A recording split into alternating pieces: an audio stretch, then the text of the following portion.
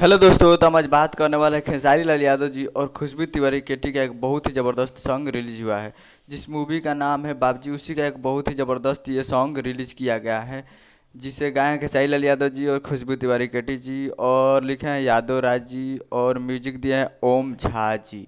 जो कि आपको स्क्रीन के ऊपर दिखाई दे रहा है जी। सॉन्ग का नाम है कितना रेट पे फूले ना नौटंकी, जो कि टाइटल रखा गया है।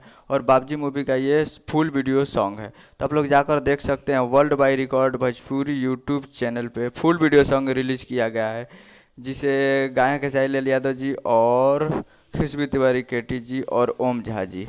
तो जाइए, और म्यूजिक दिए हैं ओम झा जी और लिखे हैं यादव राज जी। तो जाइए, और फुल वीडियो सॉन्ग रिलीज हो चुका है, तो आप लोग जाकर देख सकते हो world by record Bhojpuri YouTube channel पे फुल वीडियो सॉन्ग। तो आप लोग जाइए और प्यार दीजिए।